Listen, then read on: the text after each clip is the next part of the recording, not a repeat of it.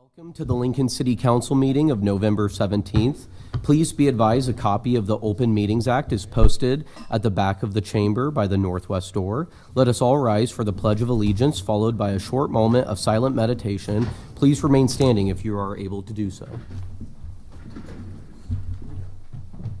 I pledge allegiance to the flag of the United States of America and to the republic for which it stands, one nation, under God, indivisible, with liberty and justice for all.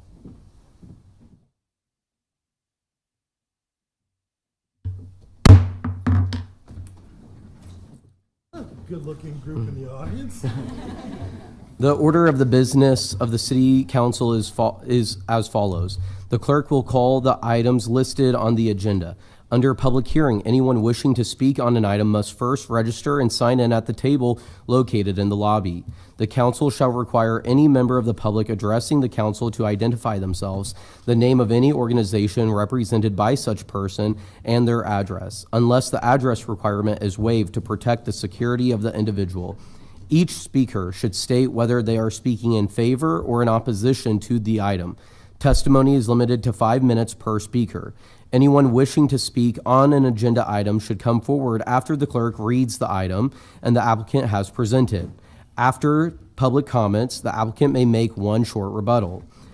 After all public hearings, the council will vote on resolutions and items listed under third reading. On the second and last Monday of the month, immediately prior to adjournment, anyone may speak on an issue not on the agenda for that date nor planned for a future agenda.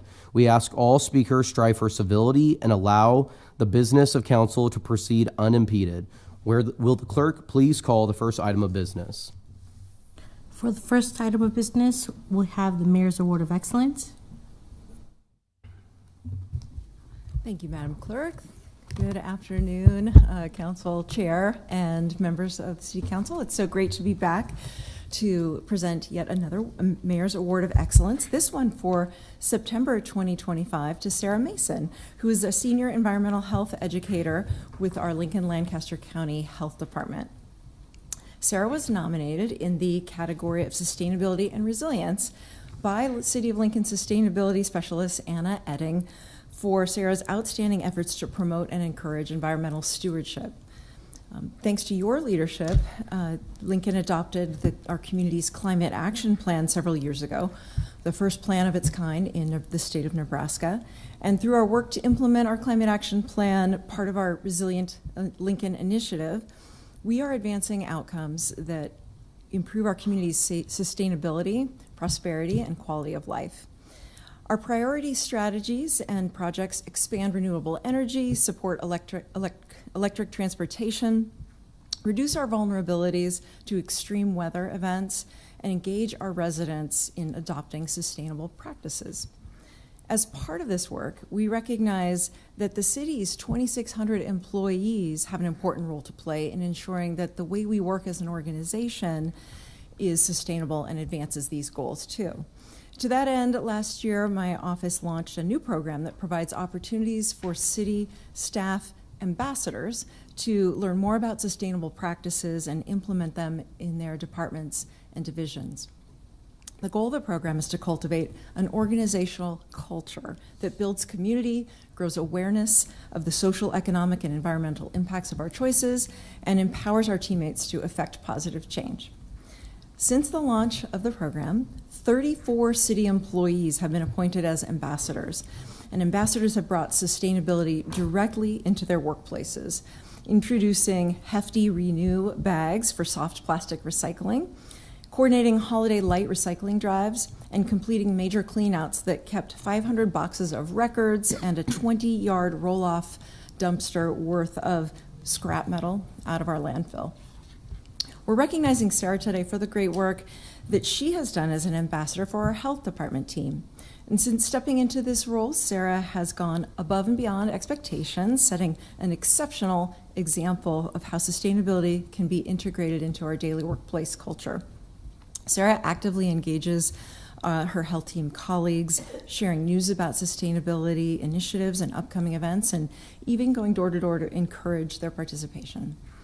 Sarah's creativity and passion inspire those around her to take action, making her a model for other ambassadors and for our broader community.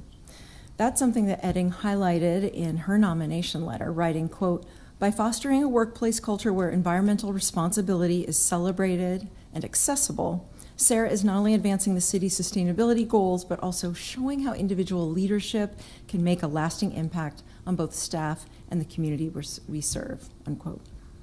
So Sarah, I want to say thank you for your inspired service, for your efforts to strengthen the sustainability of our organization and the wider community now and into the future. The way that you lead by example makes me really proud to present you with this award of excellence.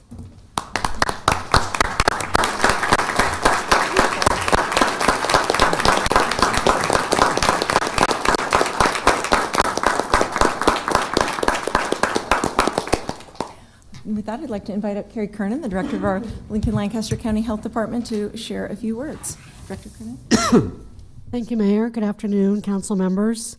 It is more than wonderful that Sarah's the first to receive the Mayor's Award of Excellence Award in the Sustainability and Resilience category, which also showcases the commitment to sustainability at the Health Department. Sarah consistently brings a positive attitude and an inclusive approach to her work, fostering effective collaboration with public, coworkers, and the community. She is deeply team-oriented and excels at building strong relationships and partnerships that advance our shared goals. Her work in the community, especially her efforts to educate residents and promote sustainability, has been exceptional. Her commitment contributes greatly to a positive, inclusive, and service-focused work environment. This award honors individuals who promote environmental stewardship and strengthen the resilience of the City of Lincoln. Sarah fully embodies this spirit. Through her collaboration with city departments and community organizations, she just demonstrates how city staff can lead by example and create lasting, meaningful impact. If you've never met Sarah, the first time I met her, I was taken aback by the smile on her face and the twinkle in her eye, and it just made me get to want to know her more because she exudes the passion for the work that she does within the health department and the greater community. So congratulations, Sarah, very much. Yes. All right, before we bring up Sarah, I'd like to invite up Renee Reef, her supervisor at the health department, to share a few words. Renee? Thank you. There you are. It's moving. Yes, yeah. I've been fortunate to work with Sarah Mason for the past 6 years. Her ability to connect, be courageous, and approach challenges creatively is genuinely contagious, like Director Carey mentioned. Sarah Mason leads with purpose, optimism, and sustainability in mind. Sarah Mason is a source of energy and light, bringing people together both within government systems and out in the community. Her leadership shines in the waste consultation program, which she built from her own frustration with trying to improve recycling and waste practices at public events. Instead of accepting these limitations, she sought funding, created training, and developed resources that empower organizations to plan more sustainably, reduce litter, and minimize waste. She doesn't back down. She asks the hard questions and takes a bold stance, reminding us that we enforce codes and therefore must model the standards we expect of the public. Her commitment strengthens our department and the communities we serve. We truly are thrilled to recognize Sarah Mason for her impact to address today's sustainability challenges. Congratulations, Sarah.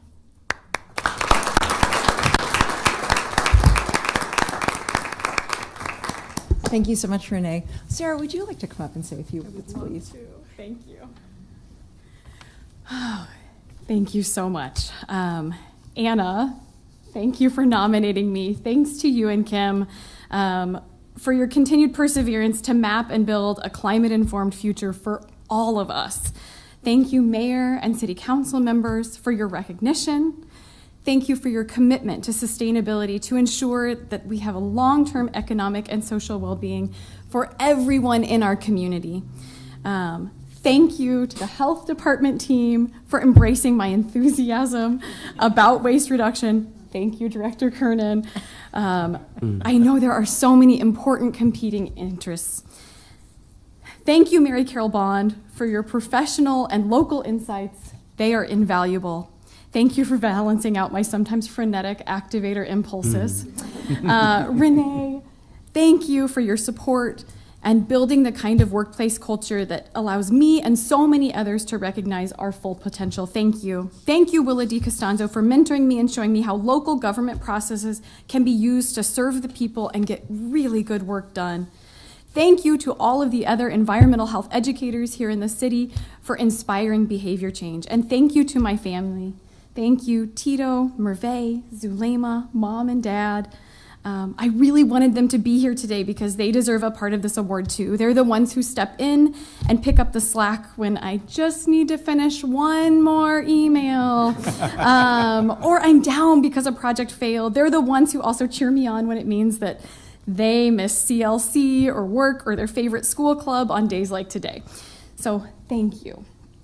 Thank you to all the brave people who make sustainable individual decisions in the face of jaded cynicism. Continue to have faith that you contribute to meaningful collective action for a better future. Thank you.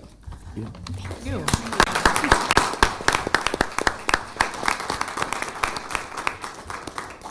Could your family wave so we can all thank you for supporting Sarah's service? Thank you. As you can see, we have a lot of folks from the city team or Sarah's city family who she inspires, and we want to thank them for their service too. And thank you for allowing us to recognize Sarah here today. Thank you, Mayor. Any comments from council? Just thank you, Sarah. You're an inspiration to us all, and we've only had a limited opportunity to work together in the past. But I concur that your spirit is very, very endearing to us all, and thank you for showing us the impact of work and the impact it can have. So thank you. You're very Councilman Duden. inspiring. Councilman Duden? Yeah, I will say, I love knowing people that have a passion for what they do, and when you get into the job place where you can actually put it to work, that's even better. So, thank you. Thank you once again. Appreciate it. Congratulations. Thank you.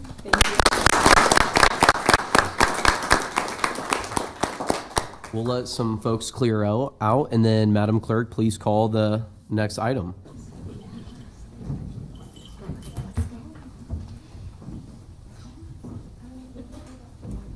That is a lot of support. It's impressive. People who support you, the number of people, that's really impressive.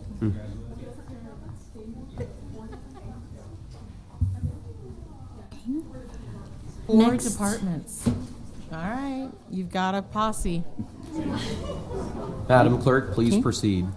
Next, a reminder that due to Thanksgiving holiday, City Council will not meet on December 1st of 2025. Also, temporarily, we are having some slight technical difficulties with the council meeting being observed on the TVs in the chambers. Once we can correct that, they will turn on. LNK TV is working on that at this time, but it is viewable live on all of our streaming channels. Okay. Next then would be our consent agenda. Sections 1, Sections 2, and Sections 3. Is there anyone here to testify on a consent agenda item? If so, please come forward. Seeing no one come forward, Madam Clerk, please proceed. We can now vote on these items. I will call item 1A, approving the certification of street superintendent for a term from January 1st, 2025 through December 31st of 2025, introduced by Weber. So moved, Beckius. Second? Moved by Beckius, seconded by Washington. Discussion? Seeing no discussion, Madam Clerk, please call the roll. Beckius? Yes. Bowers? Yes. Washington? Yes. Duden? Yes. Schob? Yes. Weber. Yes. Motion carried 6-0. Item 1B is approving Golf Experiences LLC doing business as Golf X located at 7125 South 29th Street, Suite D as a Keno satellite, introduced by Weber. So moved, Beckius. Second? Moved by Beckius, seconded by Washington. Discussion? Chair Weber, May I make a motion to amend on this item? We have in our packet a motion to amend to correct an error that was distributed earlier today to everyone. Is there a second? I will second. Seconded by Washington. Any discussion on the motion to amend? Seeing no discussion, Madam Clerk, please call the roll. Bowers? Yes. Washington? Yes. Schob? Yes. Duden? Yes. Beckius? Yes. Weber? Yes. Motion carried 6-0. Any discussion on the main motion? Seeing no discussion, Madam Clerk, please call the roll. Bowers? Yes. Washington? Yes. Schob? Yes. Duden? Yes. Beckius? Yes. Weber? Yes. Motion carried 6-0. Item 1C is approving 12th Street Pub, Inc., doing business at the Tap Sports Bar located at 100 West 12th Street, Suite 102, as a Keno satellite, introduced by Weber. So moved, Beckius. Second. Moved by Beckius, seconded by Washington. Any discussion? Chair Weber, I would also like to introduce a motion to amend on this item as well to correct an error as indicated or as requested by city law. Is there a second? Second. Seconded by Washington. Discussion on the motion to amend? Seeing no discussion, Madam, I got just a question. yeah, Councilman Duden? Yeah, Chair, 100 West 12th Street, is that in Lincoln? I believe that that's also an error. I think the correct address should be 100 North 12th Street. Is there anyone from? 12th Street Pub is located there- at 12th and O Street. Yeah, it's 12th and O, I think. That's the motion. It is not. Okay.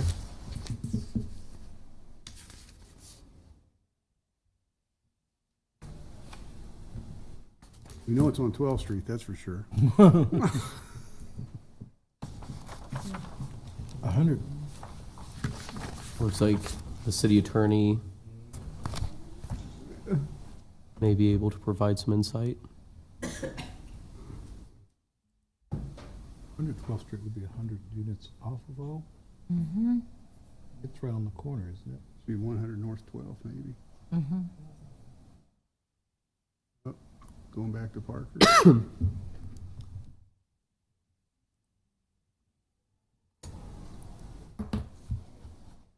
Google the tap room. Will I get anything? Sorry, I didn't mean to comment. No? Nope. Yep. You're looking out for our best interest. I'm thrilled that you know the location of most bars. Google says 100 North 12th. Looks like we have I'm someone. sorry, I was teasing you. Hi, I'm Melody Simzak with Big Red Keno. Do you need my address? 11248 John Galt Boulevard, Omaha, Nebraska. Alrighty. It does look like I made an error on the paperwork. So from what I had used from the last time that location had Keno, it was 100 North 12th Street. Okay. And I can make the adjustments before we go to license. Alrighty. I would. We'll see. if Motion city- now. Thank you so much for coming up and clarifying that. Really appreciate it. Thank you. And then we'll see if city law has any thoughts on the best way to proceed.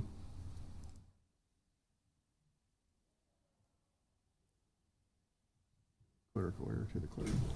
Yeah, I think that we can, I mean, we've discussed about it in open session. If you want to make a motion to have it corrected, we can do that after the vote. Do I'll that make after that the- motion. Yes. Let's do that after this motion to Right, amend. motion to amend and then, yeah. Okay, perfect. So before us right now is a motion to amend. There was some discussion. Any further discussion on the motion to amend? No, this is, Seeing no further discussion, Madam Clerk, please call the roll. Washington? yes. Schob? Yes. Duden? Yes. Beckius? Yes. Bowers? Yes. Weber? Yes. Motion carried 6-0. Alrighty. Is there another motion to amend? I'd like to make a motion that we correct the address for 12th Street Pub Incorporated, doing business as Tap Sports Bar. Should be located at 100 North 12th Street, Suite 102, as a satellite, Keno satellite. Alrighty. Is there moved by Duden, seconded by Washington? Good catch. Any discussion? Councilman Schob. We're in the portion of the agenda where we're just setting a hearing date for these two, correct? No. No, you're approving. Okay, never mind. This is satellite Keno, and I was thinking something else. Never. I apologize. Thanks for answering my question. So is there any further discussion on the second motion to amend? Seeing no discussion, Madam Clerk, please call the roll. Washington? Yes. Schob, Yes. Duden, Yes. Beckius, Yes. Bowers. Weber. Yes. Motion carried 6-0. Any discussion on the main motion? Seeing no discussion, Madam Clerk, please call the roll. Washington, Yes. Schob, Yes. Duden, Yes. Beckius, Yes. Bowers. Weber. Yes. Motion carried 6-0. Item 1D is approving the professional services agreement supplemental number 3 for environmental services between the City of Lincoln and Felsberg, Holt, and Ullvik for the Randolph Street Capitol Parkway to 40th Street Rehabilitation Project, introduced by Weber. So moved. Beckius. Second, Washington. Moved by Beckius, seconded by Washington. Any discussion? Seeing no discussion, Madam Clerk, please call the roll. Schob, Yes. Duden, Yes. Beckius, Yes. Washington, Yes. Bowers. Weber. Yes. Motion carried 6-0.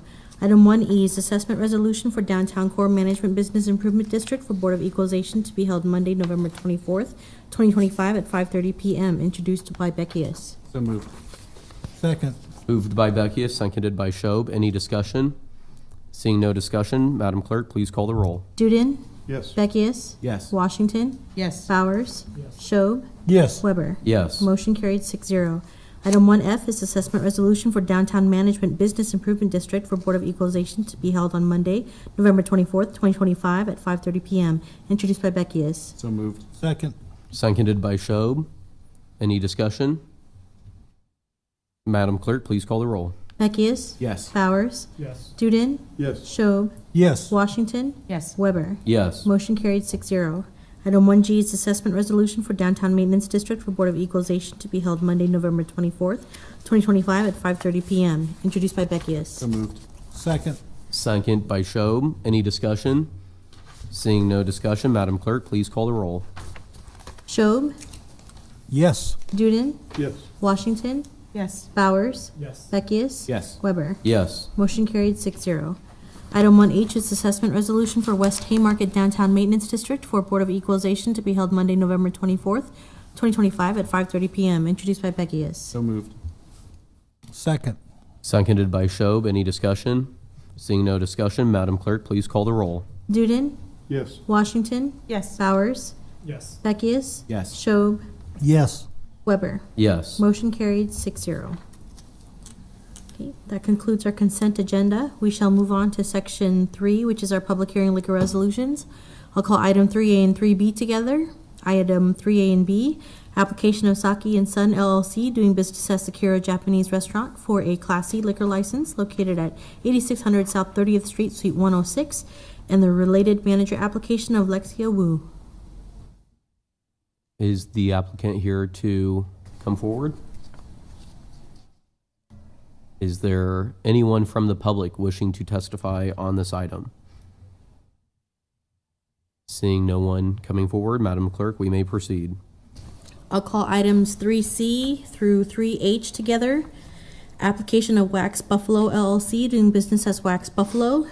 Application of Holdfast MF LLC doing business as Occidental Kate and Martin.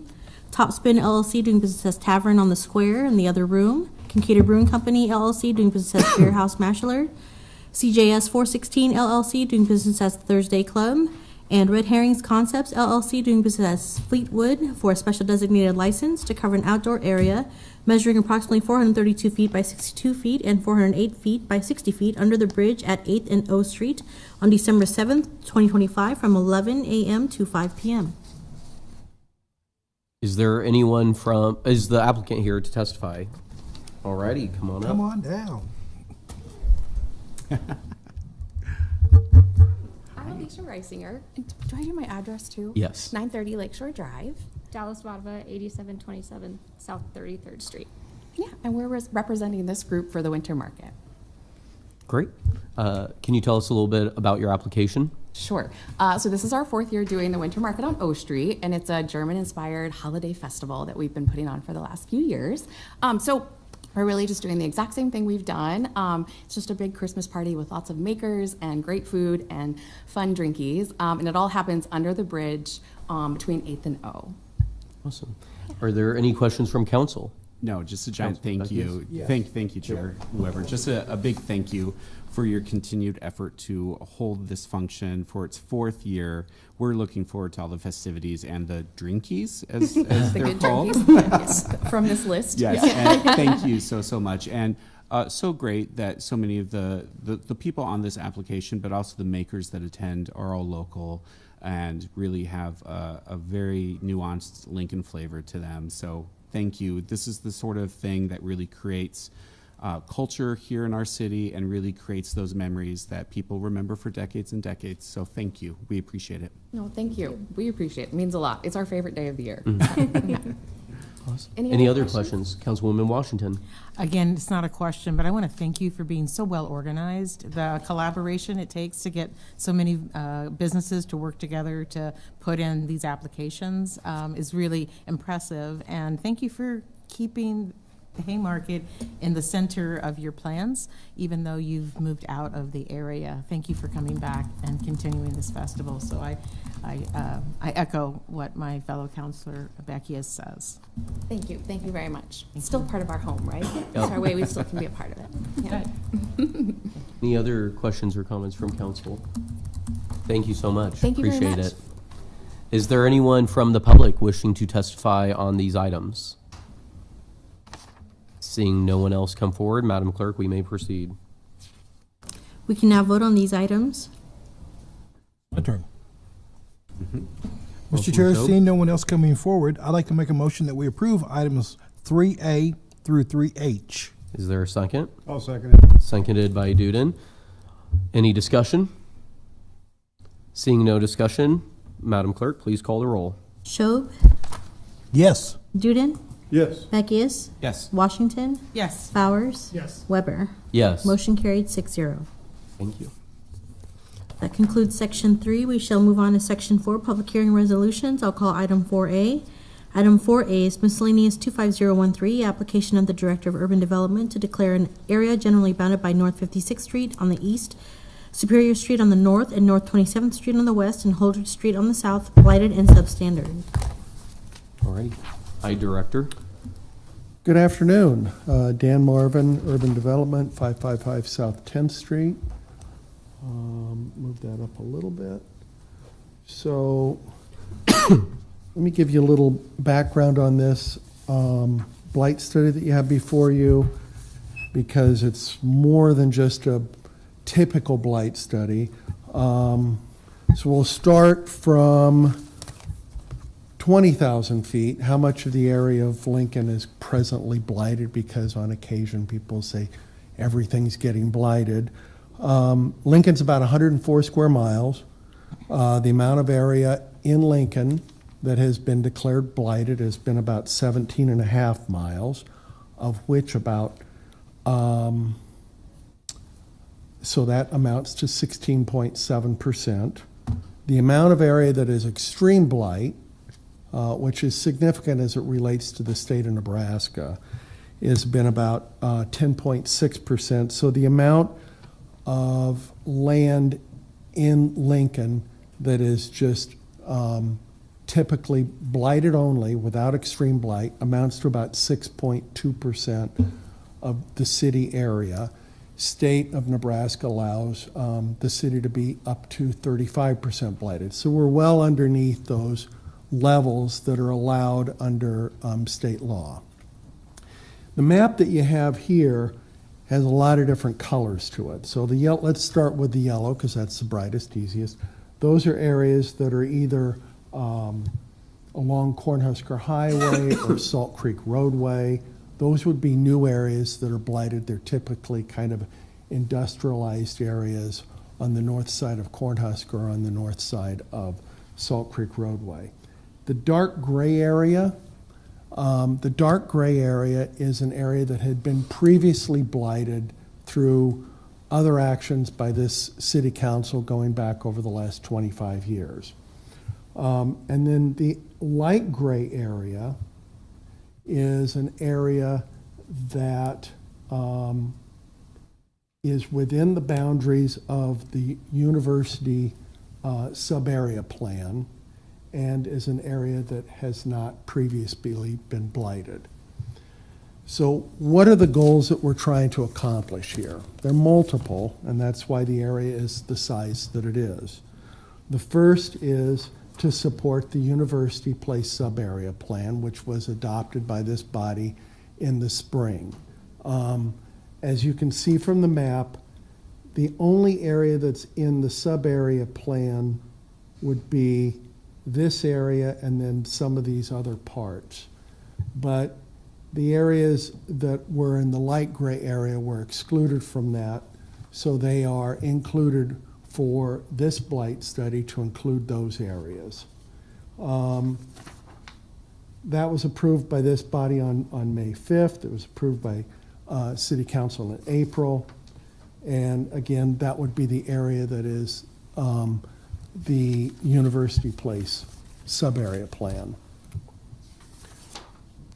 There's been some letters of support for this area in the University Place, which would have been a part of your packet. And the second point was to address the areas that were older blight studies to figure out a mechanism to re-blight those grayer areas that had previously been blighted, and then to figure out a way that was not specifically spelled out by state law on how you re-blight an area, but we thought that for this area, the safest thing to do and the most affordable way to do this was to hire an expert to evaluate this larger area, and those areas that had been previously been blighted would then be looked at again, and they would be reestablished so that the clock would start running again for a re-blight period. The third was to try to allow an extreme blight designation for a larger area that had not previously been blighted. And why would we do that? And that's because the state law allows for homeowners who buy property in that area to be able to get a $5,000 tax credit.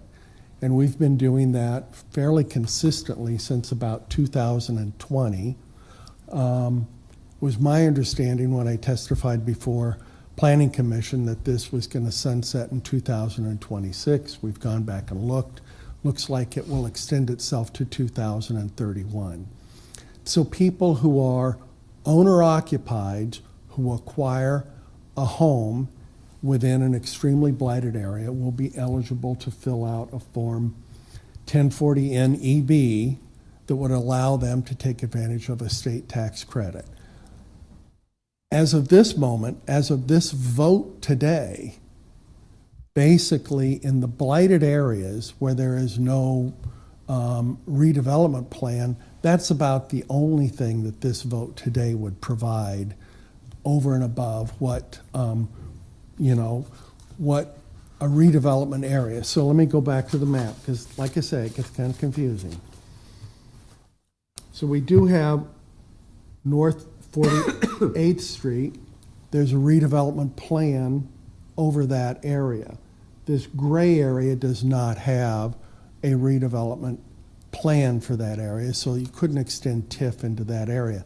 But those homeowners that acquire a home in that area would be eligible for a $5,000 tax credit. So that's basically what you have before you today.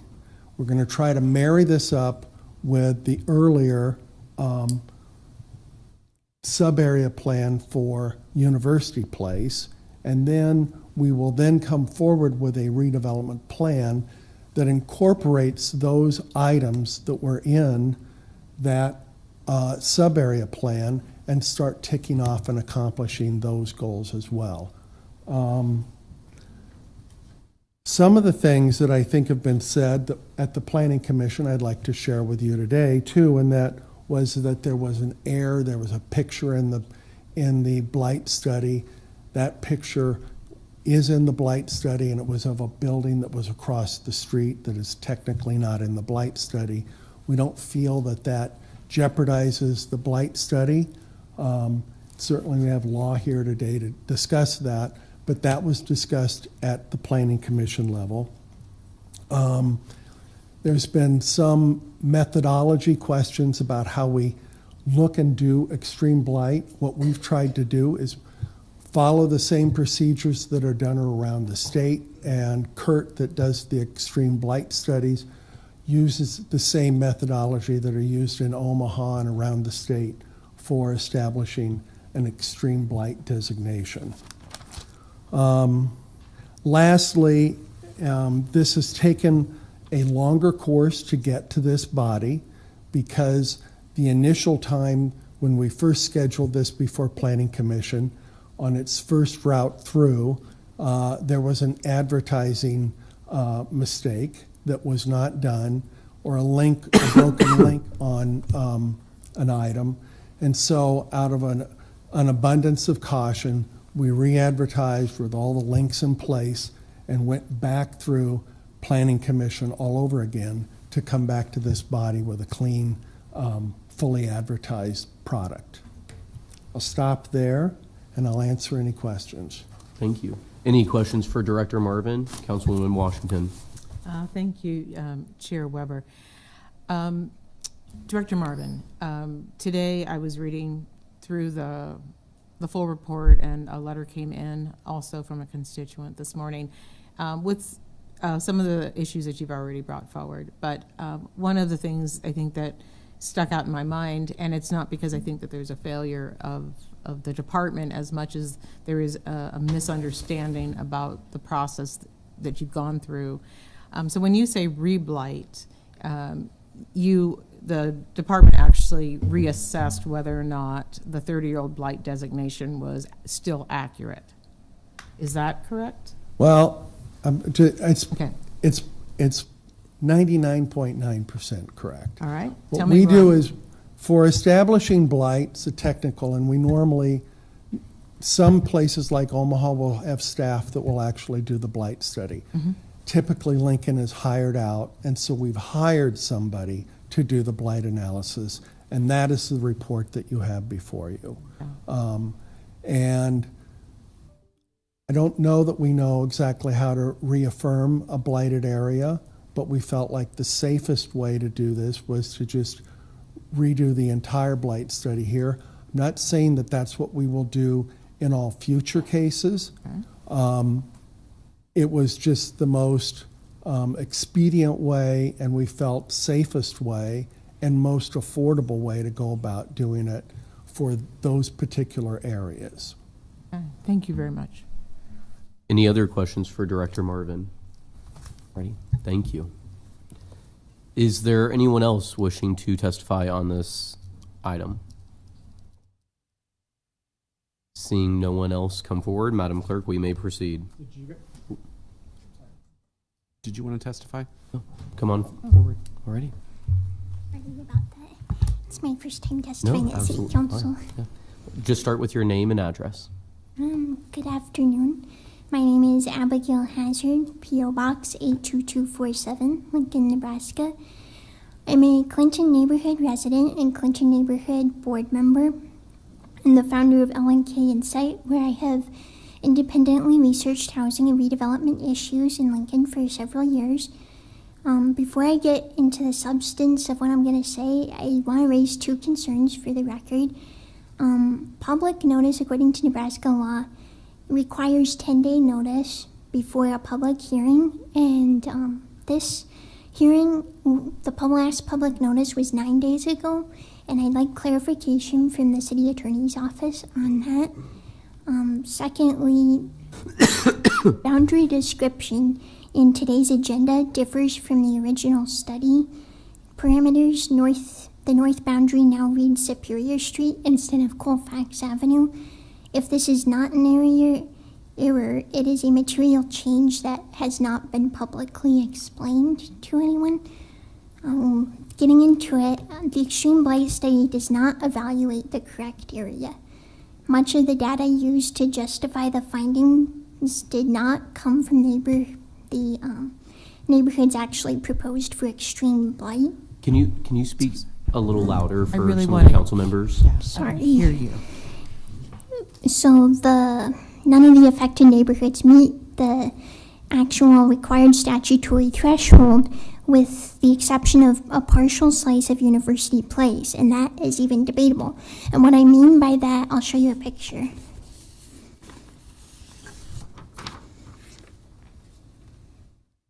This is from the Extreme Blight Study, and Slow up a little bit. It takes a while for us to see it. oh. So, what I've highlighted in blue, those census tracts and block groups are totally unrelated, irrelevant to the actual area. There's 64% of them are not in Clinton neighborhood or University Place neighborhood. So this really draws serious concerns about why our neighborhood's data is not being used. And at a previous hearing, Mr. Kurt Elder did not dispute that the data in his report was constructed using areas outside the study boundary.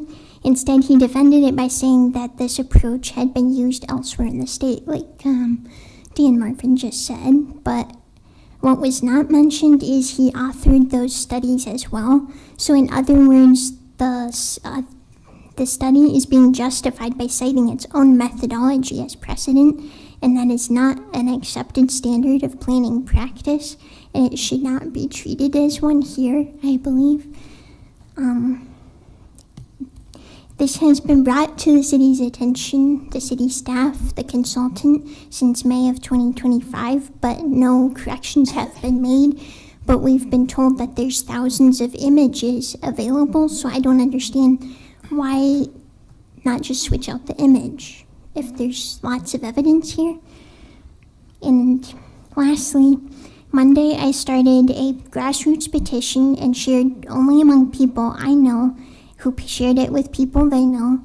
And in a matter of days, we've gathered 50 different signatures who strongly oppose this blight designation. Because allowing something with this much of flawed data sets a 25-year, this is huge, and that this blight designation will be in effect for 25 years. In University Place, we're talking about 50 consecutive years of being under a blight designation.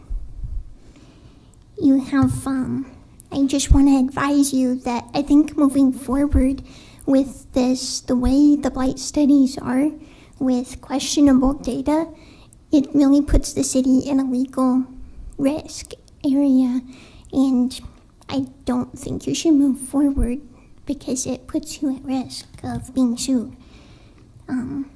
Thank you for your time. If you have any questions, I'd be happy to answer. Thank you. Questions from council? Councilwoman Washington? Ms. Hazard, would you leave that there, please? Ms. Hazard, thank you for coming forward. And I think that either you or, I'm sorry, are you Abigail or Emma? I'm Abigail. You're Abigail, okay. So you testified at the Planning Commission, and I received another, maybe it wasn't from you this morning, but could you tell me, since we're talking about data, where does Table 1 come from? This one? Yeah, where did you get the data? And that came from the city's Extreme Blight Study. I believe it's page 11. From this blight study? Yes. Okay. And you say it's inaccurate because? I say it's inaccurate because all of these census tracts that are highlighted in blue are not actually within the area that's going to be blighted. Some of them are south of Holdridge Street, some of them are by Antelope Parkway, and there's some way north of Cornhusker Street. There's a lot of vacant land that's being used in here. So how can you say somebody's unemployed when there's no one living on the land? All right, thank you. Are there any other questions? Councilman Bowers? For coming down. You had a couple of things that I kind of want to touch on. So you said the first one's a public notice, 10-day notice. Are you talking about for today's hearing? Yes. Okay. And then you mentioned that you had some concerns about the boundaries being different from what was talked about at the Planning Commission versus what's being talked about today? Correct. Okay, and I think you mentioned specifically what the boundary difference was. Do you mind telling me what that was again? Yes, so in Marvin Planning Consultants Blight Study, and actually the letter that was sent out, it says that Colfax Avenue is the boundary on the north, but then today's agenda says that it's now Superior Street, but no one's explained why that has changed, because I don't think that area has been studied. Okay. And then in terms of the unemployment data that you presented, your concern is that the areas that are in blue aren't actually in the area that's being blighted, and you're afraid that it's being used to like inflate the numbers? Right. Okay. And off of your petition with 50 signatures, I'm just kind of curious, how many of them live in the neighborhood or in the area? All except 9 of them, I think, are in Lincoln, Nebraska. But I guess like that are in like the blighted area. Do you know how many of those 50 may be like neighbors or live in that specific area? I don't have a number on top of my head. Okay. Can you talk to me a little bit about what your concern is with the blighted area? Like what detriment do you think that that is going to have on the neighborhood itself? You mentioned that there's a 25-year designation, but like what's the biggest concerns that you have? Well, through the housing research I've done, I've seen that it has affected the saleability of homes, and I believe the legislature created the 5,000 tax credit, because I've talked with the legislatures about it, because people don't want to live in a blighted area. They think it's scary, they think their house is being condemned, they don't know what it means. So it does have like a direct correlation with being able to sell your house. And that's one of the things I think, but there's a lot of different reasons that it could be a negative side to a blight designation. Obviously, some are good, like some sidewalk repairs probably, but. So just to make sure I understand, you're worried about the tax credit that would go along with this for folks buying a home and the stigma that goes along with the blighted designation? Right, mostly the stigma, because I have seen that it affects the way people are able to sell their home. Buyers are turned off by it. Okay. And then I was looking over the letter that you did you write this letter yourself, or was there any like programs that helped you with it? What is that you're referring to? On this. I wrote. That's a different person with the same name. I apologize. Okay. Because there was just a specific question that I had on that, but I'll hold off on that. Okay. Thank you so much for your coming down. Are there any other questions from council? Alrighty. Thank you. Thank you. I'm sorry, Ms. Abigail, I got one. You said that you were an independent researcher. Can you just tell us a little bit about your background? Like, you said you're an independent researcher. Can you kind of explain your credentials a little bit, help me understand your history a little bit more? Sure. I independently started a research firm with my sister, and because we noticed very fishy things going on in our neighborhood, there was a 700 square foot house that sold for over $1 million, and I had to look into it. And so I am a paralegal researcher. That is what I do on my side hobby. Cool. Thank you so much. All right. Thank you. Is there anyone else from the public wishing to testify on this item?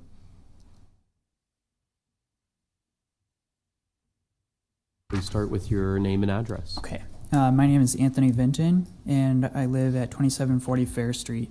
So I'm a Lincoln resident, and I'm also a board member of the Clinton Neighborhood Organization, not representing them today, just that I do participate in Clinton Neighborhood Civics.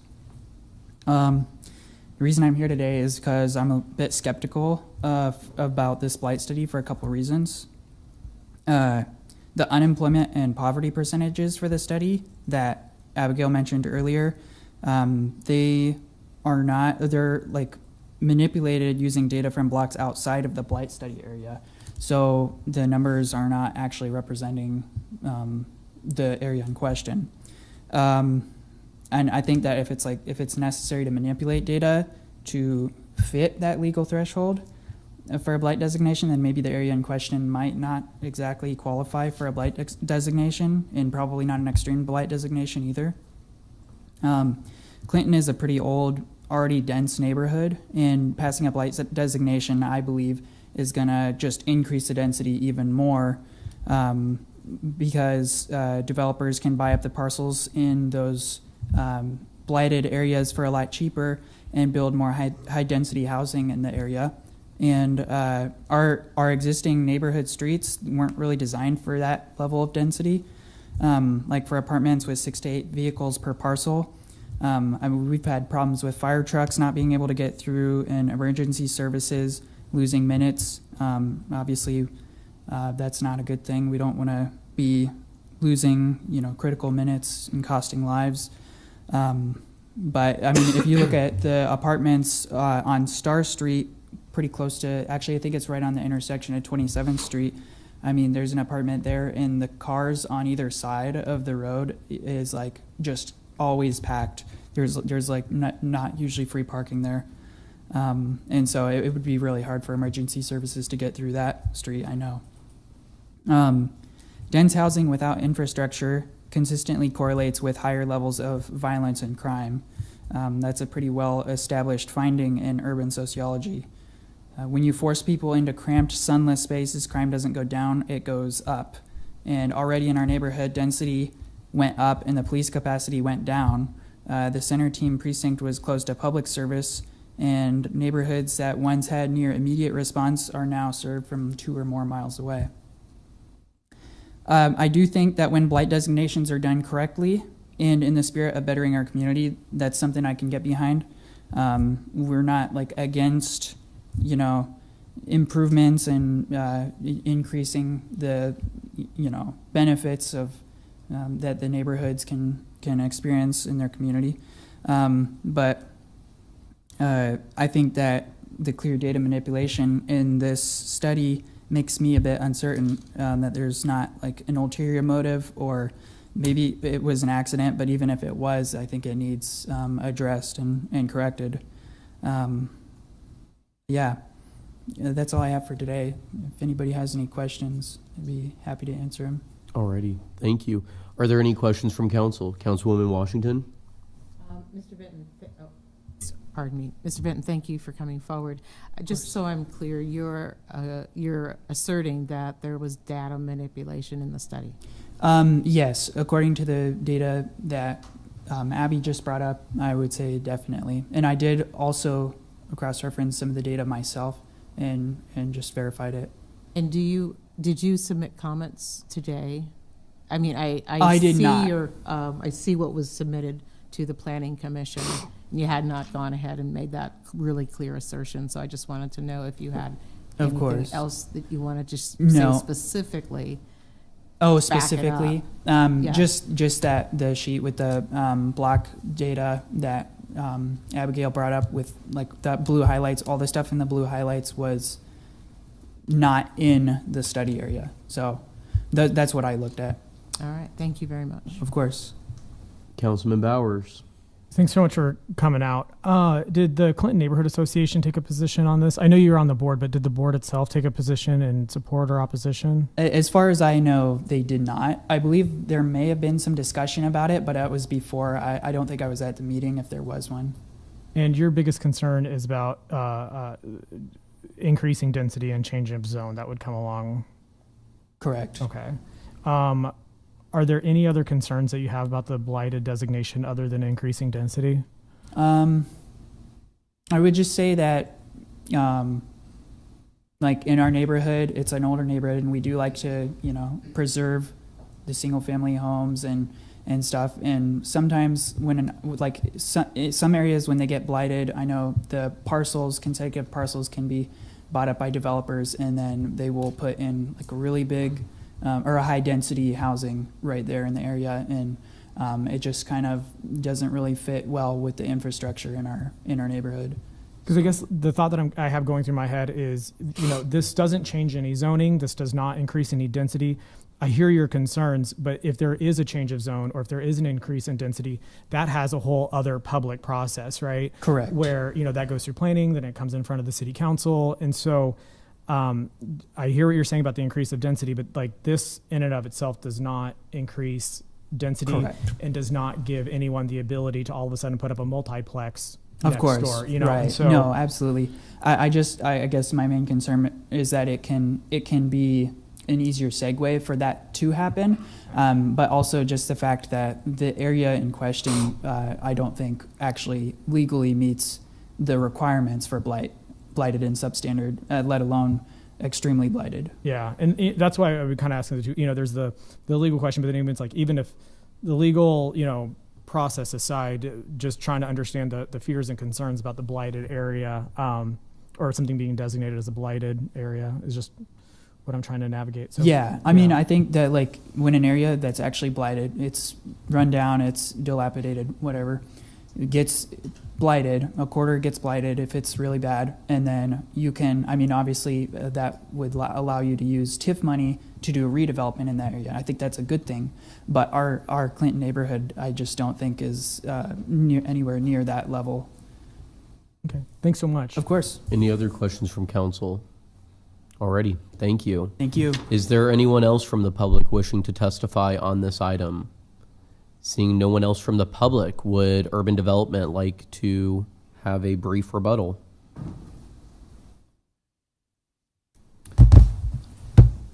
So, a couple of things. I'll put the underneath here. We have talked to the county assessor in terms of the impact of areas that have been blighted. Does that impact property values? Do people not want to buy these areas? And the county assessor has said they don't pay any attention to whether the area's been designated blighted or not blighted. And in this particular area, this is the Clinton area, and parts of Clinton have been blighted for over 25 years. The idea that that was going to create higher density and difficulties for that neighborhood hasn't happened over the last 25 years. So I think that the goal here, at least as it pertains to why we extended the area, created the yellow along Holdridge, was there's a goal of doing some work on Holdridge Street with some pedestrian lighting to provide additional lighting in that area, which would be, or some landscaping. Some of those could be contributed through TIF or other means that we have available. There are some federal funds that we may be able to apply for on Holdridge Street. But the blighting in that area, I think, that's the reason why we extended it to that location. As to the census tracts, I don't know if Kurt's right here, and I don't think I can do Kurt speak, but I do remember enough from the Planning Commission discussion, and that is that a census tract and the actual streets that are overlaid in the blighted area do not completely match up. So for unemployment purposes and poverty purposes, you use the census tract data, and while they don't completely match over, that is what Kurt used to identify whether this met the standard of extreme blight or not, which again is consistent with how it's been done around the state. I think there was another point that was brought up too. Jennifer Hyatt here from my office. Jennifer Hyatt, Urban Development, 555 South 10th Street. To the extreme blight study and how the methodology is created, I am not Kurt and I am not our data person, but what I can say is while Kurt has been the author of multiple extreme blight studies for different jurisdictions, what that means is multiple jurisdictions have looked at this methodology, multiple legal teams have looked at this methodology, including our legal team in this jurisdiction, and found this to be sound practice. Other planners have also utilized this method as an appropriate methodology for an extreme blight study across the state. So while Kurt may be the primary author of some of our major jurisdictions. He is not the only planner who utilizes this. My understanding of extreme blight, again, not our data scientist, is that there are approximately 8 different ways that you could go about determining extreme blight.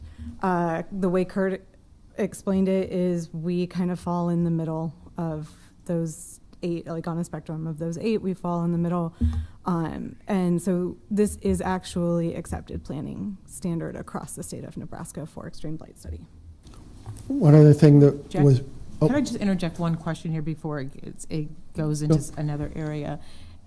Are you saying that the census tract is both within and without, or both inside and outside of the blighted area? I cannot speak directly to that as I didn't do the study, but it is, I would have to defer that question to Kurt. I apologize. I cannot directly answer your question. one other thing that was brought up was, I think you can see from the map that we've shown is that it goes in a variety of different directions. It's possible that text that described the area could have said within this area, and that when you drill down to it, and I think you've got a pretty good map, but it hasn't changed. It's been the area consistently throughout the blight study and all the other from the very beginning. So I can only imagine that the area has been described within a certain area with Superior Street and other streets identified, but it does have certain jigs and jags along the way. What was that map? Oh, so it's just another map of our study area. Do I know how to use this? Not particularly. There we go. Okay. But I wanted to point out we have used approximately Superior Street, which is here. We have also used approximately Colfax, approximately being the word there as our northern boundary for what people might be familiar with. So you can kind of see this line goes around in this area up here. So in describing it and using roads, it's going to be a little imprecise as opposed to what the map is going to show. But the map has not changed. So are there other questions from council? Councilman Bowers. Yeah, so just, so the, can you put the map up, please? Yep, sorry. So like the boundary hasn't changed. It's just the, the kind of saying Superior and Colfax. I get what you're saying, because like the boundary hasn't changed. It's just saying the Colfax area, the Superior Street area, but the actual lines itself aren't changing. No. No, and they have been consistent this entire time. Gotcha. Okay, that makes sense.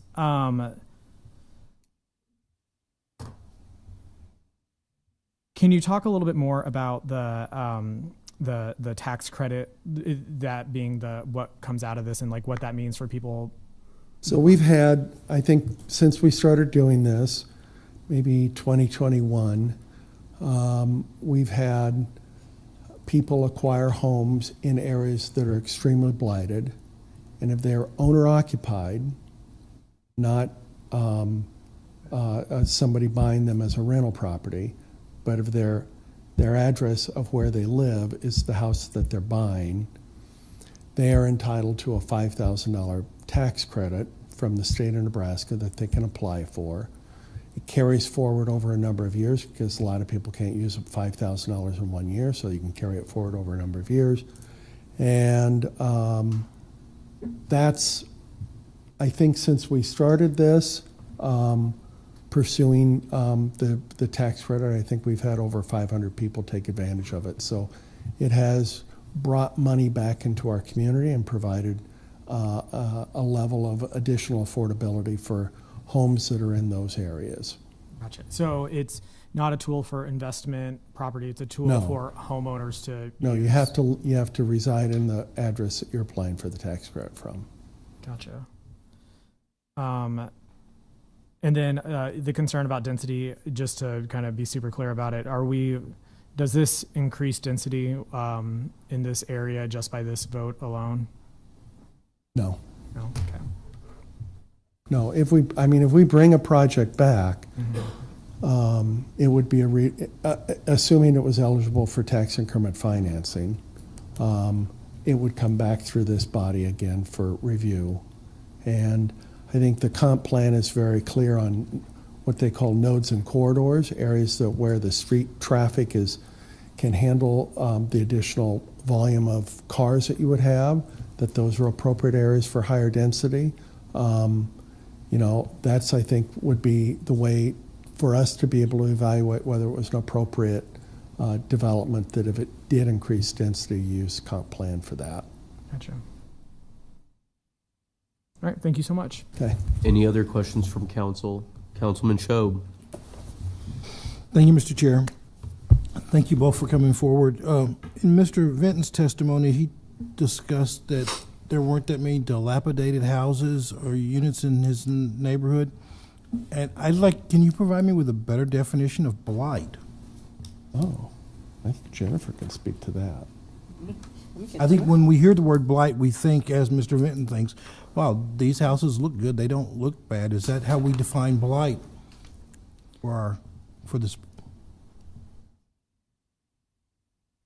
You know what? I don't think that I'm going to be able to make that big enough to read. Blight and substandard designation, and I invite our legal counsel to come up and assist me in that designation.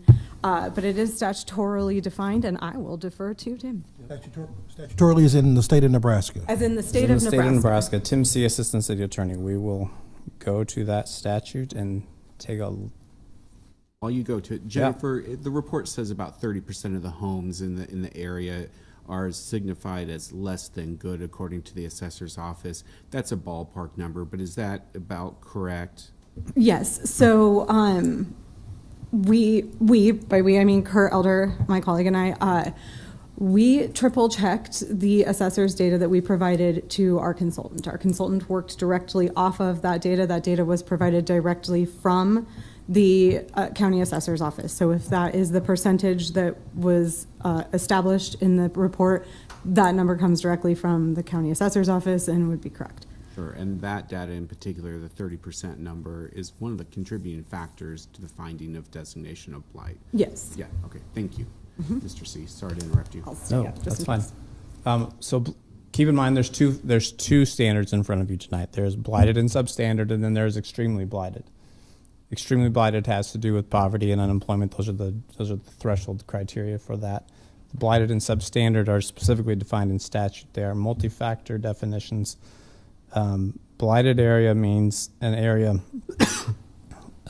which, by reason of the presence of a substantial number of deteriorated or deteriorating structures, the existence of defective or inadequate street layout, faulty lot layout in relation to size, adequacy, accessibility, or usefulness, insanitary or unsafe conditions, deteriorations of site or other improvements.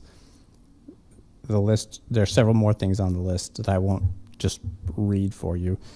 And then you have to find one of the following conditions. Unemployment in the designated area is at least 120% of the state or national average. The average age of the residential or commercial units in the area is at least 40 years. More than half of the plotted or subdivided property in the area is unimproved land. Again, there's a number of factors in there. That's only blighted. Substandard then is another set of definitions. But rather than reading them to you, I think those are the factors that are addressed in Mr. Marvin's study that's before you right now. The extremely blighted and substandard is what is found in Mr. Elder's study, which is before you tonight. So those are the way to sort of look at those two. I can read those statutes. I don't think that may be super helpful to you. So, but I'm happy to do so if that's what you would prefer. And Mr. C., can you introduce yourself? Sure. Tim C., Assistant City Attorney, 555 South 10th Street. Thank you. I appreciate that. Councilwoman Washington. There was one question I think that has not yet been answered. Mr. Vinton, I think, brought it forward. There was, or maybe actually it was Ms. Hazard? Ms. Hazard, public notice, the timing of that, and the boundary. We've discussed the boundary. Is there a problem with the public notice? I'm not aware this of any meeting? problem with the public notice. I've got the document from the Journal Star here showing The public notice was made on October 31st, 2025 and November 7th of 2025. The last of those being November 7th, the law requires that the last notice be 10 days prior to the public hearing. The 7th is 10 days prior to today's date, so I believe that those requirements have been met. Thank you very much. Really appreciate it. Great. Any other questions? Thank you. Thank you, Mr. Chair. If there are no other questions, we may proceed. I'll call item 4B, miscellaneous 25014, application of the Urban Development Director to declare an area generally bounded by North 56th Street on the east, Superior Street on the north, North 27th Street on the west, and Holdridge Street on the south as extremely blighted as defined in the Nebraska Community Development Law. Already.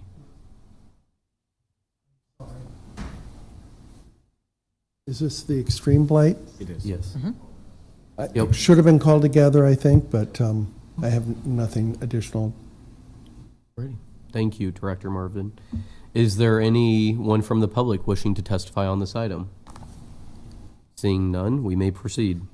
I'll call item 4C, authorizing the city to permit tax allocation bonds issued by the city and payable from tax increment revenues to be assigned by accredited investors.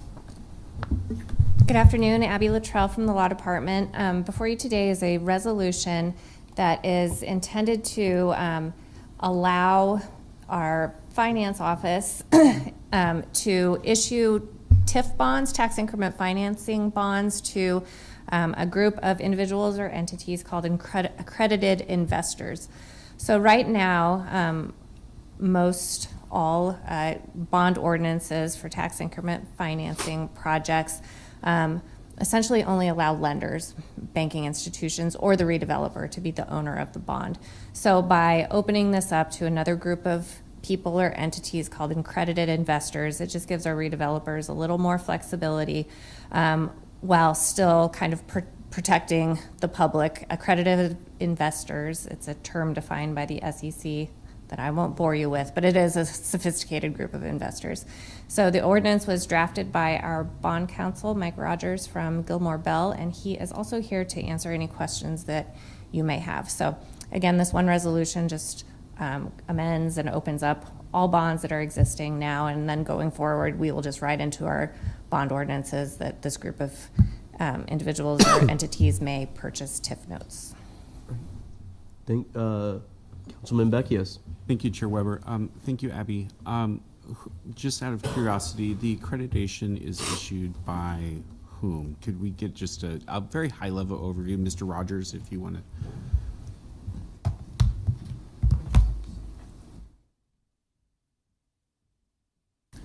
Thank you. Mike Rogers with Gilmore and Bell Bond Counsel for the city. So accredited investor is a defined term under the Securities and Exchange Commission's rules, and it's any individual with an income of $200,000 or more per year, or a couple with income of $300,000 or more, or individuals with a net worth of over $1 million. And so there's not an accreditation process for this exactly. It's more the category of investors who would certify and potentially submit some sort of evidence that they meet the criteria before the city would allow them to acquire or purchase a TIF bond from a developer or from someone who currently owns a TIF bond. Okay. Thank you, Mike. I appreciate it. Thank you, Chair. Councilwoman Washington. Thank you, Mr. Rogers. I did have a question. Part of it was already answered about who they were, who the accredited investors were, and I'm assuming that they don't get rated in a way that we're used to seeing other people rated. That said, what's our exposure to risk using an accredited investor? Sure.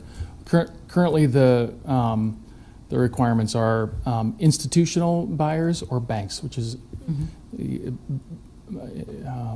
right now, TIF bonds can only be transferred to banks or other lending institutions.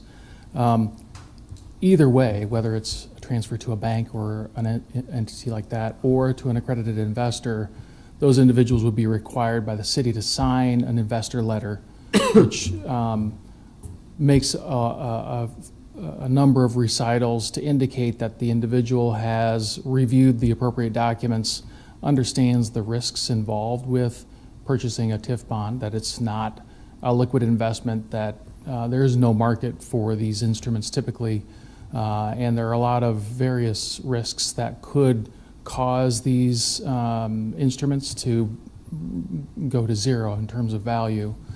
Further, that they're payable from a limited source. TIF bonds are only payable from whatever the increment produces, which does make them risky investments. And so hence the requirement that only certain types of individuals or institutions can acquire them and hold them, and why we require, and the city requires, that they sign these investor letters to indicate they understand what those risks are. So there is limited risk for the city. I would say it's similar to the current arrangement where it's only institutional buyers that can buy these bonds. The city would require the same kinds of recitals and acknowledgements from individual accredited investors. Thank you. Oh, one more. Are there any other municipalities in the state of Nebraska who allow accredited investors? My understanding is most cities do allow accredited investors, or they don't have requirements as to who can be a transferee, and they make determinations on a case-by-case basis without a standard like only accredited investors or institutional buyers. And one other critical thing here is that the city does not prepare any securities offering document when typically when TIF financings are done, and these types of TIF bonds don't have securities offering documents, and that's really the biggest risk point that the city would have, is if the city was making representations to these folks as to what the creditworthiness of these bonds would be. And it's just the opposite. The city is making sure that they understand that the city is making no representations at all as to the likelihood that they'll be repaid. So, that's I think puts the city in a very good position. Thank you. Alrighty. Any other questions? Thank you. Appreciate it. Is there anyone from the public wishing to testify on this item? Seeing no one coming forward, Madam Clerk, we may proceed.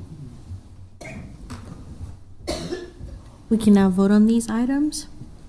I'll call item 4A, miscellaneous 25013, application of the Director of Urban Development to declare an area generally bounded by North 56th Street on the east, Superior Street on the north, and North 27th Street on the west, and Holdridge Street on the south, blighted and substandard, introduced by Weber. So moved, Beckius. Second. Moved by Beckius, seconded by Washington. Discussion. Councilwoman Washington. Thank you, Chair. I just wanted to say that this morning when I was reviewing all of this information, I actually did call out to someone who sits on the Clinton Neighborhood Association Board. I spoke with Planning Commissioner Gloria Edens this morning. Because she was a planning commissioner, I noted in the record that she had not been at that meeting. And so I called her to talk this through just a little bit. She was at the Clinton Neighborhood Association meeting where this item was discussed, and she said after a long discussion, the Clinton Neighborhood Association Board did determine that they would remain neutral. They would not take a position on this. Any further discussion? Councilman Bowers. Thanks. No, I think that's important information to know that, they're staying neutral and not in opposition. When I look at the concerns of the public notice 10-day, from November 7th to November 17th, that's been satisfied. When we talk about the description of the boundaries, that's been satisfied because the boundaries haven't changed, and I totally get the Superior and Colfax designation. This doesn't lead to an increase in density. That will have its own separate process.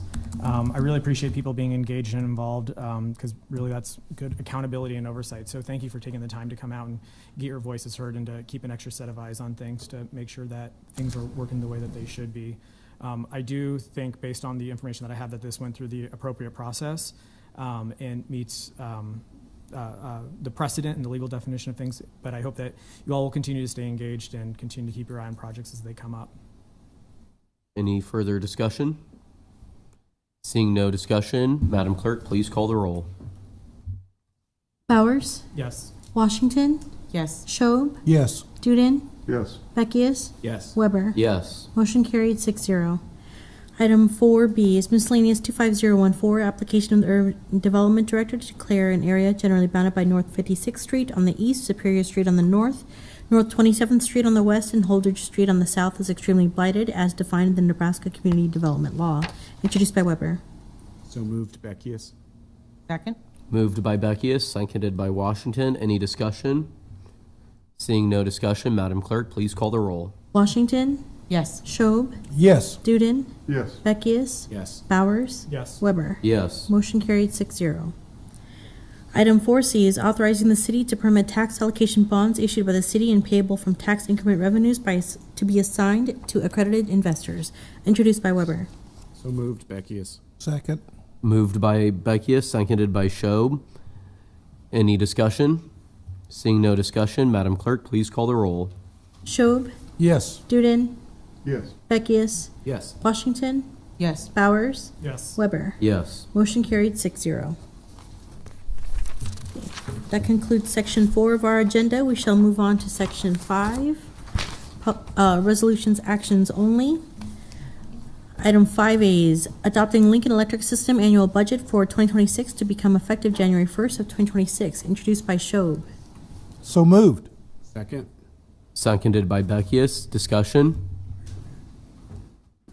Seeing no discussion, Madam Clerk, please call the roll. Duden, He's left the room. Beckius, Yes. Washington, Yes. Bowers, Yes. Schob, Yes. Weber. Yes. Motion carried 5-0. What? Should we recess? Item 5B, Yeah, just keep it. adopting Lincoln Electric System rate schedules to become effective January 1st, 2026, introduced by Schob. So moved. Second. Seconded by Beckius. Any discussion? Madam Clerk, please call the roll. Beckius, Yes. Bowers, Yes. Schob, Yes. Washington, Yes. Weber. Yes. Motion carried 5-0. Yeah. Item 5C is Comprehensive Plan Amendment 25002, application of Matador LLC to amend the Lincoln Lancaster County 2050 Comprehensive Plan to change approximately 113 acres from Tier 1 Priority C to Tier 1 Priority B on the Priority Growth Area Map, to move approximately 42 acres into the future service limit and change from Tier 2 to Tier 1 Priority B on the Priority Growth Area Map, and change the same 42 acres from agriculture to urban residential on the future land use map on property generally located at the northeast corner of South 98th and Pine Lake Road, introduced by Schob. So moved. Second. Seconded by Beckius. Any discussion? Yes, Chair. Councilman Beckius. Thank you, Chair. I just want to say thank you to the applicant and their team who approached the city about making the change to the. I'm a little early. I apologize. About making the change to the lift sewer policy. I apologize. I'm a little early. But just wanted to extend my thanks to them, and looking forward to this particular item coming up and changing the priority tiers here on the comprehensive plan. This particular team has done extraordinary work in Lincoln here recently over the past 5 years of really moving residential lots into the marketplace and moving them into the marketplace quickly. So I look forward to this next iteration of their work coming online here shortly. Thank you. Any other discussion? Councilman Duden. Yeah, thank you, Chair. Yeah, when this originally came up, I was a little bit bothered by the language here, because I kind of felt like we were crafting an action for one developer and not making it, I think, available to everybody. So I have just a few problems with that. I'm going to support this, but I am hoping that we look at lift stations for other areas around Lincoln to see if that's a possibility, because they have improved that equipment to where a lift station can be assigned to an individual home, and they would be responsible for it. And it wouldn't involve the city having to build a lift station for that particular development. So I think technology has changed to where lift stations aren't really a bad word for a development project. And I think just the terminology of it kind of puts up a block for other developers that want to come into Lincoln and help develop property around the city. I think it would open up more property as well. Councilwoman Washington. Thank you very much, Chair. I want to, in part, agree with my fellow councilor, Mr. Duden. I think that lift station technology has changed and improved, and I am glad that we were able to make this work for this situation. I also look forward to the day when the city's waste system extends this far and we can take it off the lift station, because the more sustainable method is in the long run to use gravity. So we're not having to be dependent upon lift stations. But I understand in this situation, and I'm sure there are other places in Lincoln where a lift station makes sense, but I'm not going to ever stop supporting the gravity system. Thank you. Thank you. Any further discussion? Are there any questions for staff? I don't know if maybe anything can be clarified. If not, Madam Clerk, please call the roll. Shob, Yes. Duden, Yes. Washington, Yes. Bowers, Yes. Beckius, Yes. Weber. Yes. Motion carried 6-0. I guess I just have a point of information or a point of order. Councilman Bowers, Yeah, Councilman Duden, I hope you're doing okay, because I think you worried us when you stepped out. I just wanted to see did you want to do a procedural motion so we can make sure that we add your vote to that? Or, because I know you stepped out during the voting session for LES, do we want to go back to add that in? Because I think you kind of worried us when you stepped out, but I want to make sure that you get your voice included in if needed. Oh, on the LES thing? Yeah. I would like to add my vote as yes on those. Okay. City Attorney Christie, would you mind stepping forward to help explain to us the process? I think it's probably easiest just to do a motion to reconsider and then redo the vote. So anyone on the prevailing side? Yes. Alrighty. I'd appreciate that. Yeah, I would do that motion. Already moved by Bowers to reconsider item 5A, seconded by Washington. And then we vote to reconsider. 5A and B. 5A and B? Okay. Yep. Okay. 5A and B. Yep. Okay. Motion to reconsider, then vote on the motion to reconsider, and then assuming it passes, Okay. then redo the votes on items A and B, 5A and B. Thank you, City Attorney Kirsty. Any discussion, seeing that a motion has been made to reconsider items 5A and B by Bowers, seconded by Washington, is there any discussion on this motion to reconsider? Seeing that there is no discussion, Madam Clerk. Thank you. Madam Clerk, please call the roll. Beckius, Yes. Bowers, Yes. Duden, Yes. Shob, Yes. Washington, Yes. Weber. Yes. Motion carried 6-0. And so do we now vote on the motion? Seeing that the motion to reconsider has passed 6-0, Madam Clerk, please call the roll on items 5A and 5B. Beckius, Yes. Bowers, Yes. Duden, Yes. Shob, Yes. Washington, Yes. Weber. Yes. Motion carried 6-0. Thank you. Thank you, Madam Clerk. More time? Or we consider that one vote good for both? All right. Alrighty. I'll stop talking. Thank you, Madam Clerk. We may proceed to, I believe, Section 6 of our agenda. Correct. Section 6 is our public hearing ordinances, second reading, and related resolutions. I'll call item 6A, amending Title 5 of the Lincoln Municipal Code relating to licenses and regulations by repealing Chapter 5.26 amusement devices in its entirety due to the passage of LB 685. Hello, City Council. Brandy Lale, City Clerk's Office. We are asking to repeal Chapter 5.26 related to mechanical amusement devices. Last year, state legislature passed a bill 685 that essentially changed. Our office used to issue mechanical amusement permits, and then this bill, basically the State Department of Revenue has taken over licensing and regulating all of the mechanical amusements. So we are just repealing it from our municipal code. Thank you. Are there any questions from council? Seeing that there are no questions, would anyone from the public like to come testify on item 6A? Seeing no one from the public come forward, Madam Clerk, we may proceed. I'll call item 6B, amending Lincoln Municipal Code, section 9.32.020, permit for lottery or raffle when required to amend the required permit amount of $15,000. Hello again, Brandy Lales, City Clerk's Office. This change through LB 1204, again, happened last year. It increased the fundraising threshold for lotteries and raffles to $15,000. So we are just updating our municipal code to align with the revised state statute. Alrighty. Any questions? Thank you. Seeing no questions, would anyone from the public like to come testify on item 6B? Seeing no one from the public come forward, Madam Clerk, please proceed.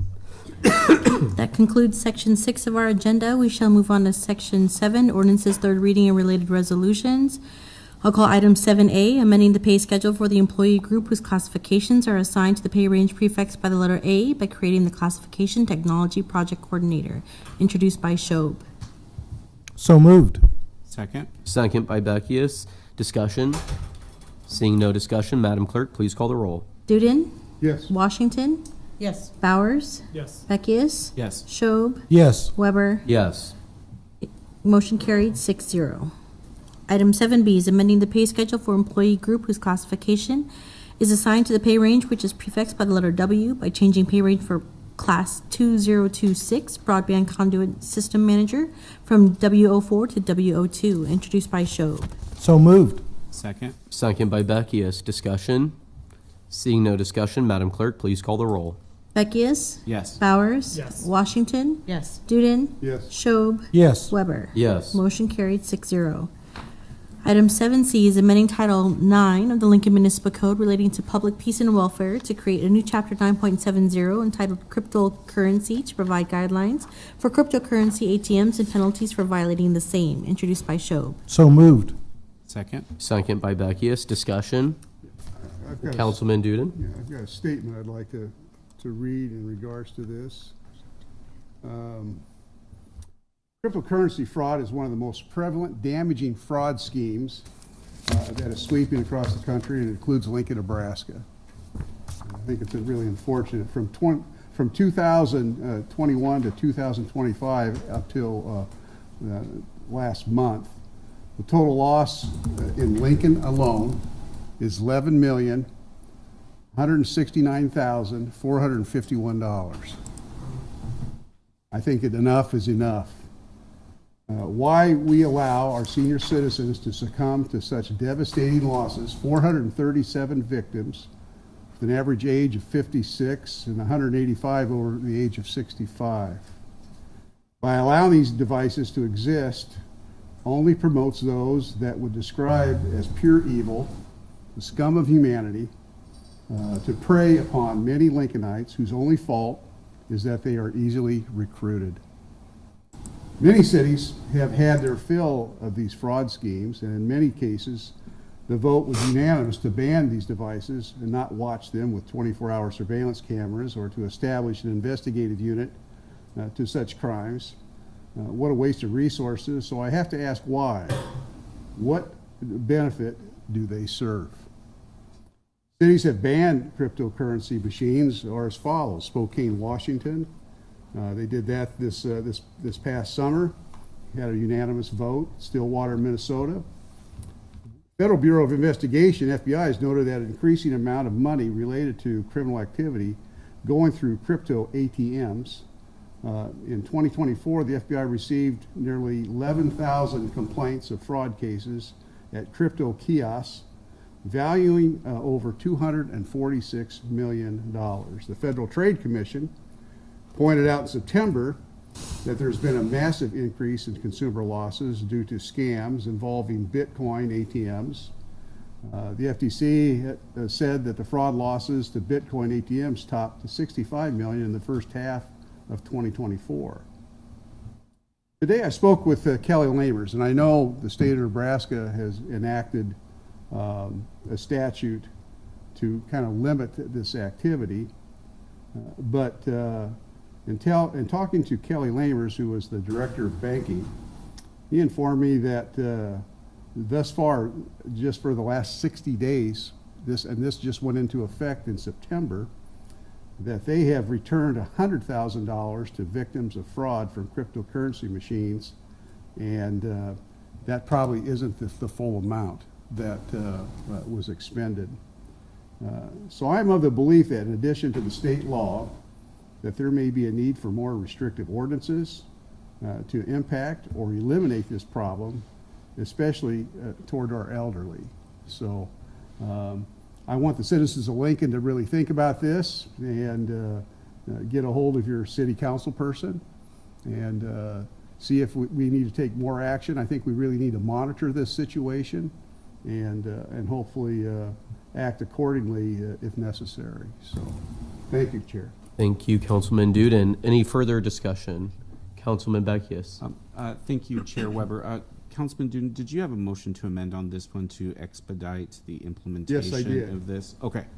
I do have a motion to expedite this so that some signage that goes into effect will take place much earlier than January. I think we need it as soon as possible. So there is some signage on the machines now, but the Lincoln Police Department has developed some signage that they want to put in the over 100 Bitcoin machine locations that we have within the city, and see if that has an impact on the losses and the cases that are coming up now. Is there a second on this motion to amend? Good job. Second. Seconded by Councilman Beckius. Discussion, Councilwoman Washington. Yeah. Councilman Duden, thank you for really illustrating or discussing the real large ramifications of crypto scamming on residents here in Lincoln. And I appreciate your motion to amend to put into effect this ordinance more quickly than January 16, 2026. But do you have a date for when you wanted this to go into effect? If I may. The motion to Yes. The motion to amend just simply struck out the delayed effective date, so then it would go into effect at its regular 15 days. Yes, regular time frame of every ordinance. Okay. And actually, when we have an ordinance that has a penalty, that's the time frame it goes into effect, 15 Okay, days after final passage. Yeah, thank you. I just wanted that outcome to be said out loud. All right, so. Thank you, City Attorney you. Christie. Is there any further discussion? I got it. Councilman Bowers. And I don't know if anyone from city admin is here, but I know that the city's printing out the sign. Have the signs already been, are the signs printed and good to go? Not yet, I don't think. Is the question for City Attorney Christie? Okay. Yeah, because from what I understand, and I guess this is to anyone. Yeah. The city's printing off the signs. I'm just curious, are the signs printed and ready to go? Because I would hate to Does have. not look like it. And we have 15 days. Okay.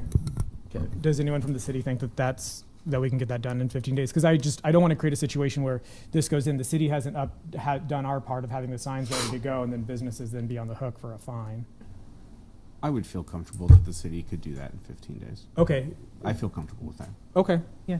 All right. Cool. I just want to be very clear so that way, the city isn't faulting any businesses for something that the city might be holding up. Is there any?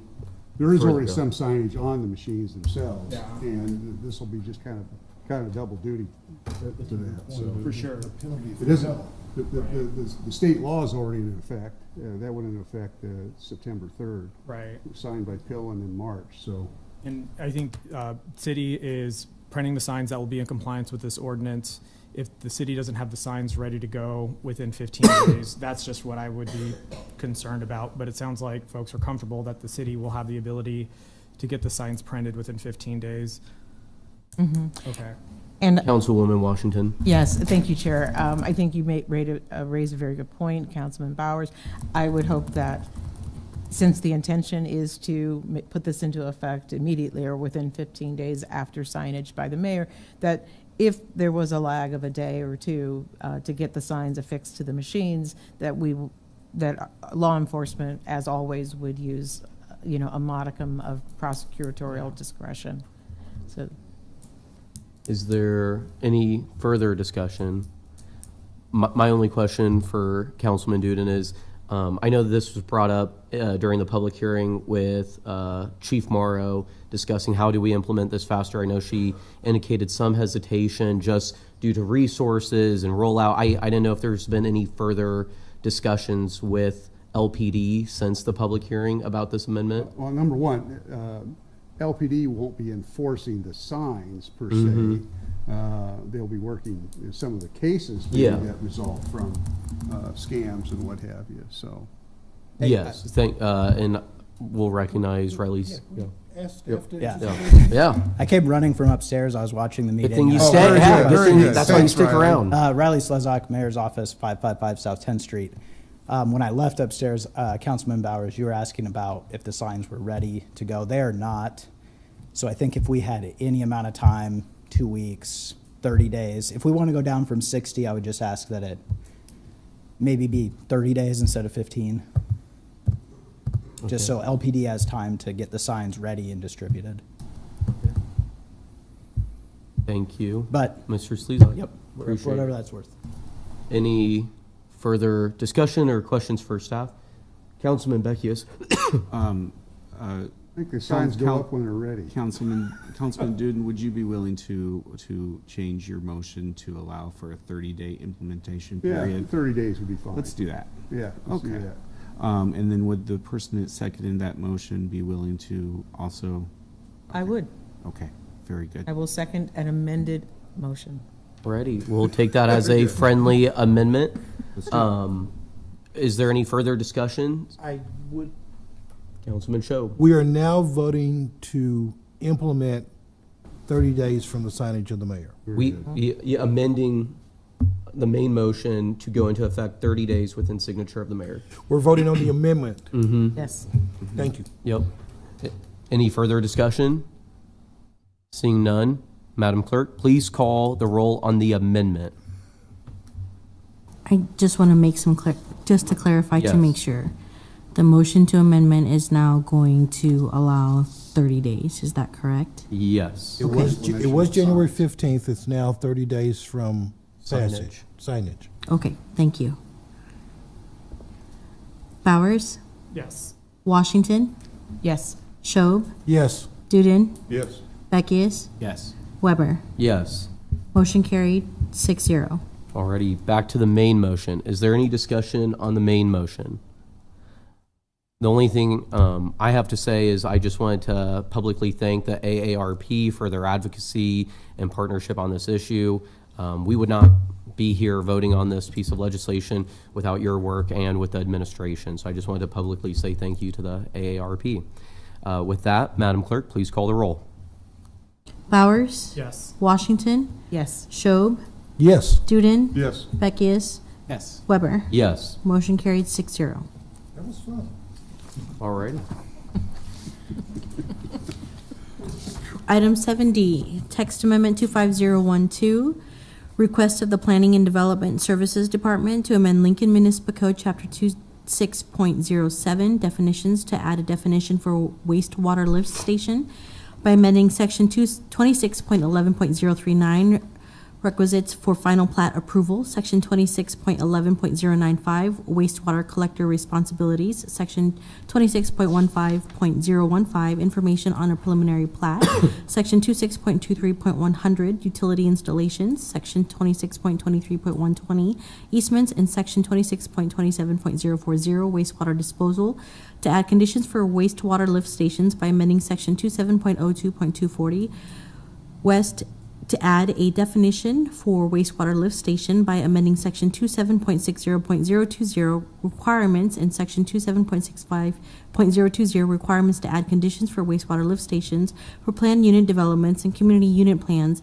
and by amending section 27.65.070 form of a community unit plan in the R1 through R8 zoning districts and AG and AGR zoning districts not within BTA overlay district to include wastewater lift station as a proposed method of providing sanitary sewer service if permitted. Introduced by Shob. So moved. Second. Seconded by Beckius. Discussion. Councilman Beckius. Thank you, Chair. I apologize. I got a little ahead of myself when speaking previously about the comprehensive plan amendment.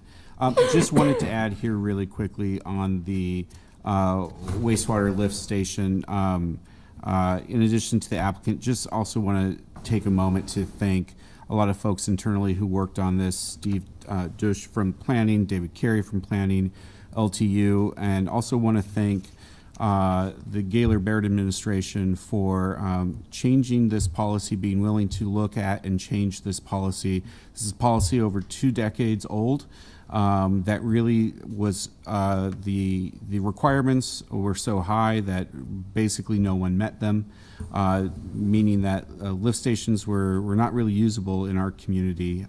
This brings that requirement down. I would also be willing to, as time goes by, look at are there additional requirements, lessening the total amount of acreage required to use a lift station. That's something I would be willing to look at in a year or two to see if that makes sense. But I do want to just thank the Gaylor Baird administration for working towards opening up more lots in the city of Lincoln, allowing for more development. My hope, I think everyone's hope here, is that ultimately actions such as these will bring down the cost of lots in our community by adding more lot availability to the overall mix. So I just want to make those thank yous to those individuals in their work to making housing more accessible, more affordable in our community by looking at the existing policies that we have and seeing where we can make movement in order to hopefully bring down the cost of housing for folks. Thank you, Chair. Thank you, Councilman Beckius. Any further discussion? Seeing no further discussion, Madam Clerk, we may proceed. Washington, Yes. Shob, Yes. Duden, Yes. Beckius, Yes. Bowers, Yes. Weber. Yes. Motion carried 6-0. Item 7E is text amendment 25012, application of the planning director to amend Title II, Design Standards for Land Subdivision Regulations by amending Chapter 2.00, Sanitary Sewer Design Standards, Section 2, Sanitary Sewer Policies, Paragraph 2.1, Drainage Area Restriction to allow wastewater lift stations to be permitted in limited circumstances, by amending Chapter 2.00, Sanitary Sewer Design Standards by adding a new Section 4 entitled Wastewater Lift Stations, and repealing City Council Resolution A-83112 dated December 9th of 2004, Policy on Temporary Pump Stations and Force Mains, introduced by Shob. So moved. Second. Second by Beckius. Discussion? Seeing no discussion, Madam Clerk, please call the roll. Shob, Yes. Duden, Yes. Beckius, Yes. Washington, Yes. Bowers, Yes. Weber. Yes. Motion carried 6-0. Item 7F is amending Lincoln Municipal Code Section 17.60.010, definitions to add definitions for wastewater lift station surcharge and wastewater lift station operating fee, and by amending Chapter 17.60 to add new sections for wastewater lift station surcharge when applicable, wastewater lift station surcharge, surcharge formula, and wastewater lift station operation fee when applicable, introduced by Shob. So moved. Second. Second by Beckius. Discussion? Seeing no discussion, Madam Clerk, please call the roll. Duden, Yes. Beckius, Yes. Washington, Yes. Bowers, Yes. Shob, Yes. Weber. Yes. Motion carried 6-0. That concludes Section 7 of our agenda. Section 8 is resolutions first readings. Our items 8A through 8N. Ordinances first reading and related resolutions are items 9A through 9C. And our pending list is Section 10, items 10A through 10C. Seeing that tonight is November 17th, we have public comment. Anyone wishing to address the council on a matter not on this agenda and not planned to appear on a future agenda may do so at the open microphone session. Individuals are allowed a total of 5 minutes to speak regardless of the number of topics. For the month of November, open microphone sessions are held on November 17th and November 24th, 2025. Would anyone from the public like to come forward for public comment? Anyone from the public? Anyone from the public? Chair Weber, seeing no one come forward, I would move adjournment. I second it. Second by Duden. A motion to adjourn, second by Duden. Madam Clerk, please call the roll. Washington, Yes. Bowers. Yes. Schob, Yes. Duden, Yes. Beckius. Yes. Weber. Yes, Motion carried 6-0. thank you.